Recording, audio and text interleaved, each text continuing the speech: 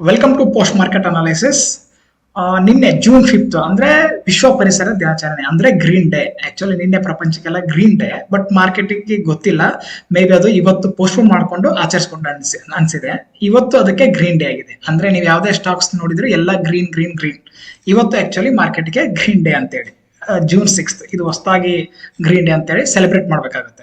ಇವತ್ತು Friday, so almost ಎಲ್ಲಾ stocks ಎಲ್ಲಾ ಸೆಕ್ಟರ್ಸ್ ಅಪ್ ಅಪ್ ಅಪ್ ಎಲ್ಲ ಗ್ರೀನ್ ಗ್ರೀನ್ ಗ್ರೀನ್ ಗ್ರೀನ್ ನಲ್ಲೇ ಇದು ನೋಡಿ. ಹೈಯೆಸ್ಟ್ ನಮಗೆ ಯಾವ್ದು ಕೊಟ್ಟಿದೆ ಅಂತಂದ್ರೆ ರಿಯಲಿಟಿ ಮತ್ತೆ ಫಿನಾನ್ಷಿಯಲ್ ಎಲ್ಲ ಇದಕ್ಕೆ 4.6%. ಆಕ್ಚುಲಿ ಸ್ಟಾಕ್ಸ್ ಕೊಡುತ್ತೆ, ಇಂಡೆಕ್ಸ್ ಈ ತರ ಕೊಡಲ್ಲ. ನೋಡಿ ನೀವು ರಿಯಲಿಟಿ ನೋಡಿದ್ರೆ 4.68% ಕೊಟ್ಟಿದೆ, 2%, 2.38% ಎಲ್ಲ ಫಿನಾನ್ಷಿಯಲ್ ಸೆಕ್ಟರ್ಸ್. ನೋಡಿ ಫಿನಾನ್ಷಿಯಲ್ ಮತ್ತೆ ರಿಯಲಿಟಿ ಸ್ಟಾಕ್ಸ್ ಎಲ್ಲ ಚೆನ್ನಾಗಿ ಸೆಕ್ಟರ್ಸ್ಗಳು ಚೆನ್ನಾಗಿ ಮೂವ್ಮೆಂಟ್ ಆಯ್ತು. ಇವಾಗ ನೋಡಿ ರಿಯಲಿಟಿ ಸ್ಟಾಕ್ಸ್ ಅಲ್ಲಿ ಯಾವ್ಯಾವ ಸ್ಟಾಕ್ಸ್ ಅಪ್ ಆಗಿದೆ ಅಂತ ಹೇಳಿ ನೋಡೋಣ. ನಾವು ನೋಡಕ್ ಹೋದ್ರೆ ನೋಡಿ ಗೋದ್ರೇಜ್, ಒಬೆರಲಿಟಿ, DLF ಎಲ್ಲ 6%, 6%, 6% ಈ ತರ ಕೊಡೋ ಚಾನ್ಸಸ್ ಬಹಳ ಕಮ್ಮಿ. ಇದು ನೀವು ಇಂಟ್ರಾಡೇ 5 ಮಿನಿಟ್ಸ್ ಅಥವಾ 15 ಮಿನಿಟ್ಸ್ ಬ್ರೇಕ್ಔಟ್ ಏನಾದ್ರು ಟ್ರೇಡ್ ಮಾಡಿದ್ರೆ ನಿಮ್ಗೆ ಮಿನಿಮಮ್ ಆದ್ರೂ 4 to 5% ಈಸಿಯಾಗಿ ಅಚೀವ್ ಆಗ್ತಿತ್ತು. ಅಂದ್ರೆ 4% ಅಂದ್ರೆ ಕ್ಯಾಶ್ ಅಲ್ಲಿ. ನೀವು ಇಂಟು MTF 5% ಅಂತಂದ್ರೆ ನೀವು ಇಂಟ್ರಾಡೇ ತಗೋತೀರಾ ಅಂತಂದ್ರೆ 5% ಲಿವರೇಜ್ ಕೊಡ್ತಾರೆ. MTF ತಗೋತೀರಾ ಅಂದ್ರೆ 4% ಲಿವರೇಜ್ ಕೊಡ್ತಾರೆ. ಓಕೆ, 20% ಅಚೀವ್ ಮಾಡಬಹುದು. ಓಕೆ, ಇವಾಗ ಅಂತಂದ್ರೆ ಇದನ್ನ ನೀವು ಮಾರ್ಕೆಟ್ ನ ಅರ್ಥ ಮಾಡ್ಕೊಂಡಾಗೆ ಈ ತರ ಸಿಗಲ್ಲ. ಈ ತರ ಸಿಗ್ಬೇಕಂತಂದ್ರೆ ನೀವು ಮಾರ್ಕೆಟ್ ಅಲ್ಲಿ ಲೈಕ್ ಮಿನಿಮಮ್ ಆದ್ರೆ 6 ಮಂತ್ ನೀವು ಟೈಮ್ ಸ್ಪೆಂಡ್ ಮಾಡಬೇಕು. ಸ್ಪೆಂಡ್ ಮಾಡಿದಾಗ ಈ ತರ ಸೆಕ್ಟರ್ಸ್ ಚೆನ್ನಾಗಿ ಮೂವ್ಮೆಂಟ್ ಆಗ್ತಿತ್ತು ಅಂತ ಅನ್ಕೊಳ್ಳಿ. ಅಲ್ಲಿ ನೀವು ಈ ತರ 20% ಒಂದೇ ದಿನದಲ್ಲಿ ಇಂಟ್ರಾಡೇ ಅಲ್ಲಿ ಅಚೀವ್ ಮಾಡಬಹುದು. ವಿತ್ ರಿಸ್ಕ್ ಇದ್ದೇ ಇರುತ್ತೆ. ಅಂದ್ರೆ ನಾನು ಜಸ್ಟ್ ಮಾತಾಡಿರೋದು. ಅಂದ್ರೆ ಕರೆಕ್ಟ್ ಆಗಿ ಸ್ಟಡಿ ಮಾಡಿ ಕರೆಕ್ಟ್ ಆಗಿ ನೀವು ಅರ್ಥ ಮಾಡ್ಕೊಂಡ್ರೆ ಈ ತರ ಅರ್ನ್ ಮಾಡೋ ಚಾನ್ಸಸ್ ಇದೆ ಅಂತ ನಾನು ಹೇಳಕ್ ಬಂದೆ. ಓಕೆ, ನೋಡಿದ್ರೆ ನೀವು ಇವತ್ತ ಎಲ್ಲಾ sectors green green green.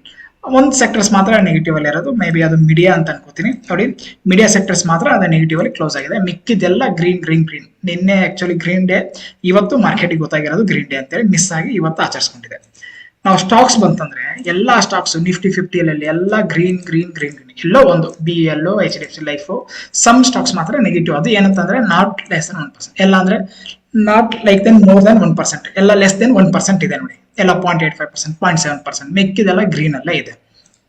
Okay, ಇವಾಗ ನಾವು ನಿಫ್ಟಿಗೆ ಬರ್ತೀವಿ ಅಂತಂದ್ರೆ ನೋಡಿ, ನೀವು ನಿಫ್ಟಿ ನೋಡ್ತೀರಾ ಅಂತಂದ್ರೆ ನಾವು ನಿನ್ನೆ ಪೋಸ್ಟ್ ಮಾರ್ಕೆಟ್ ಅನಾಲಿಸಿಸ್ ಅಲ್ಲಿ ಹೇಳಿದ್ವಿ. ಪ್ರತಿ ಪೋಸ್ಟ್ ಮಾರ್ಕೆಟ್ ಅನಾಲಿಸಿಸ್ ಅಲ್ಲಿ ಹೇಳ್ತೀವಿ. ಆಕ್ಚುಲಿ ಪೋಸ್ಟ್ ಮಾರ್ಕೆಟ್ ಅಂದ್ರೆ ಆದ್ಮೇಲೆ ನಾವು ಅನಾಲಿಸಿಸ್ ಮಾಡೋದು.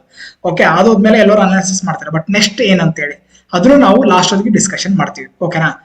ನೀವು ನಿನ್ನೆ ಪೋಸ್ಟ್ ಮಾರ್ಕೆಟ್ ಅನಾಲಿಸಿಸ್ ವಿಡಿಯೋ ನೋಡಿದ್ರೆ ನಿಮ್ಗೆ ಗೊತ್ತಾಗುತ್ತೆ ನಾವು ಯಾವ ತರ ಏನೇನು ಪ್ಲಾನ್ ಮಾಡಿದೀವಿ ಅಂತೇಳಿ.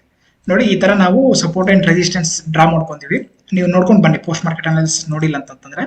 ನಿನ್ನೆಡೆದು ಇದು ನಮಗೆ ಮೇಜರ್ ರೆಸಿಸ್ಟೆನ್ಸ್, ಮೇಜರ್ ಸಪೋರ್ಟ್ ಆಗುತ್ತೆ ಅಂತ ಹೇಳಿದ್ವಿ.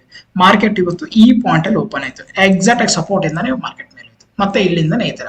ಓಕೆ, ಮಾರ್ಕೆಟ್ ಮೇಲೆ ಓಕೆ. ಇನ್ನೊಂದು ಮೇನ್ ರೀಸನ್ ಏನಂತಂದ್ರೆ ಇವತ್ತು RBI ಪಾಲಿಸಿ ಅಂದ್ರೆ ರೆಪೋ ರೇಟ್ ಇತ್ತು. ಓಕೆ, ಅದು ಇವಾಗ ಕಟ್ ಮಾಡಿದ್ದಾರೆ 50 BPS. ಹಂಗಾಗಿ ಮಾರ್ಕೆಟ್ ಏನಂತಂದ್ರೆ ಒಳ್ಳೆ ಮೊಮೆಂಟಮ್ ಬಂತು ಇಲ್ಲಿಂದ. ನೋಡಿ ಯಾವ ತರ ಬಿಗ್ ಕ್ಯಾಂಡಲ್ ಬಂದಿದೆ 10 o'clock. ನೀವು ಇದನ್ನೆಲ್ಲ ಕ್ಯಾಚ್ ಮಾಡಬಹುದು. ಅಂದ್ರೆ ನೀವೆಲ್ಲ ನ್ಯೂಸ್ ಬೇಸ್ಡ್ ನೋಡ್ತಾ ಇರ್ತೀರ ಅಂತಂದ್ರೆ ಇಂಥದ್ದೆಲ್ಲ ನೀವು ಇಂಟ್ರಾಡೇ ಅಲ್ಲಿ ಕ್ಯಾಚ್ ಮಾಡಬಹುದು. ಓಕೆ, ನೋಡಿ ಎಷ್ಟು ನೀಟಾಗಿ ಮೇಲೆ ಮೇಲೆ ಮೇಲೆ. ಸೊ ನೆಗೆಟಿವ್ ಅಂದ್ರೆ ನ್ಯೂಟ್ರಲ್ ಅಂತ ಬಂತು. ನ್ಯೂಟ್ರಲ್ ಅಂತಂದ್ರೆ ಮಾರ್ಕೆಟ್ಗೆ ಪಾಸಿಟಿವ್ ಅಂತೇಳಿ ಅರ್ಥ.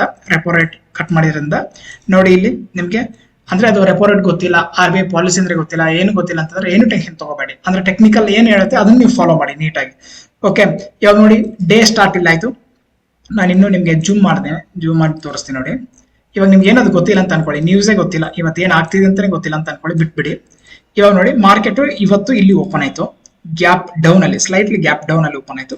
ಈ ತರ ನೆಗೆಟಿವ್ ಬಂತು. ಅಂದ್ರೆ ಯೂಶಲಿ ಗ್ಯಾಪ್ ಡೌನ್ ಓಪನ್ ಅಂದ್ರೆ ನೆಗೆಟಿವ್ ಸೆಂಟಿಮೆಂಟ್, ಕೆಳಗಡೆ ಬರ್ತಿತ್ತು ಅಂದ್ರೆ ಇನ್ನೂ ನೆಗೆಟಿವ್ ಸೆಂಟಿಮೆಂಟ್, ಎಲ್ಲರೂ ಸೆಲ್ಲರ್ಸ್ ಇರ್ತಾರೆ ಅಂತೇಳಿ ಅರ್ಥ.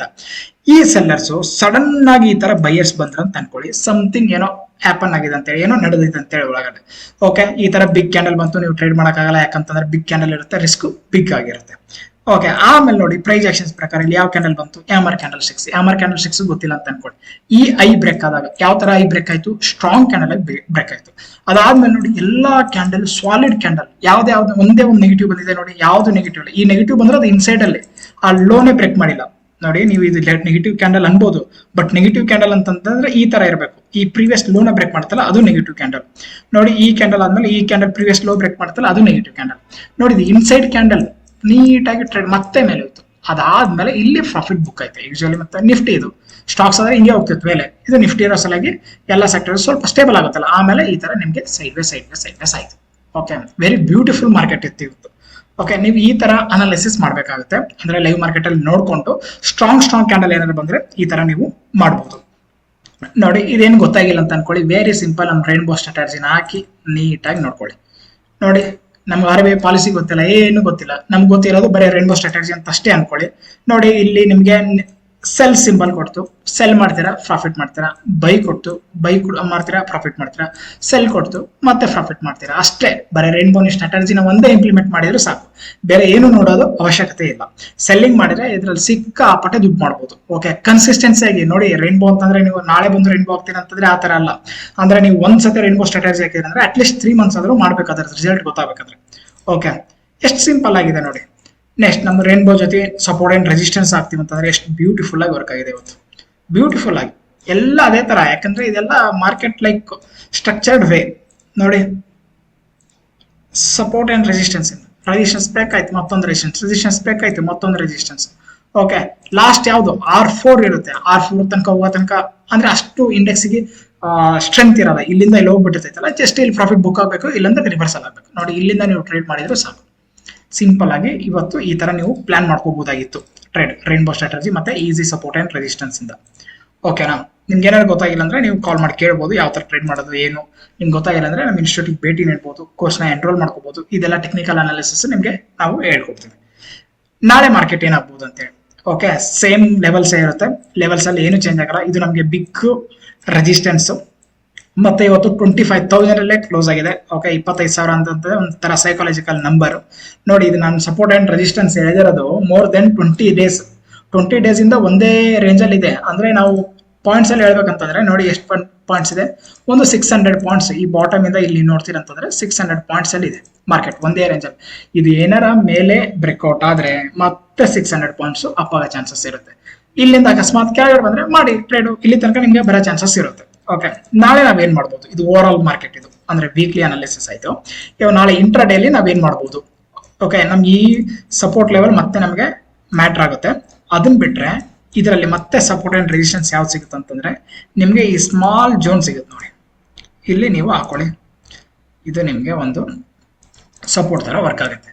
ಮಾರ್ಕೆಟ್ ಅಕಸ್ಮಾತ್ ನಾಳೆ ಇದ್ರೊಳಗಡೆ ಓಪನ್ ಆದ್ರೆ ಇಲ್ಲೇ ಆಗಿ ಮೇಲ್ಗಡೆ ಬಂದ್ರೆ ಪ್ರೈಸ್ ಆಕ್ಷನ್ಸ್ ಮೇಲೆ ತಗೊಳ್ಳಿ, ಕೆಳಗಡೆ ಬಂದ್ರೆ ಪ್ರೈಸ್ ಆಕ್ಷನ್ ಕೆಳಗಡೆ ತಗೊಳ್ಳಿ. ಕೆಳಗಡೆ ತಗೊಂಡ್ರೆ ಫಸ್ಟ್ ಟಾರ್ಗೆಟ್ ನಿಮ್ಗೆ ಈ ಜೋನ್, ಇದು ನಿಮ್ಗೆ 24,850 ನಿಮ್ಗೆ ಫಸ್ಟ್ ಸಪೋರ್ಟ್ ಆಗಿ ವರ್ಕ್ ಆಗುತ್ತೆ. ಬಿಗ್ ಗ್ಯಾಪ್ ಡೌನ್ ಆದ್ರೆ ವೇಟ್ ಮಾಡಿ, ಪ್ರೈಸ್ ಆಕ್ಷನ್ಸ್ ಆಗಿ ಈ ತರ ಮೇಲೆ ಹೋದ್ಮೇಲೆ ಮತ್ತೆ ಕೆಳಗಡೆ ಬಂದು ಈ ತರ ಮೇಲೆ ಹೋಗೋ ಚಾನ್ಸಸ್ ಇರುತ್ತೆ. ಇಲ್ಲಾಂದ್ರೆ ಸ್ವಲ್ಪ ಹಿಂಗೆ ಹೋಗಿ ರೀಟೆಸ್ಟ್ ಆಗಿ ಮತ್ತೆ ಕೆಳಗಡೆ ಬರೋ ಚಾನ್ಸಸ್ ಇರುತ್ತೆ. ಇದನ್ನ ನೀವು ಸೇವ್ ಮಾಡ್ಕೊಳ್ಳಿ, ಇದೇ ತರ ಲೈನ್ ನ ಹಾಕೊಳ್ಳಿ, ಒಂದ್ ಬೇಕಾದ್ರೆ ಸ್ಕ್ರೀನ್ ಶಾಟ್ ತಗೊಳ್ಳಿ.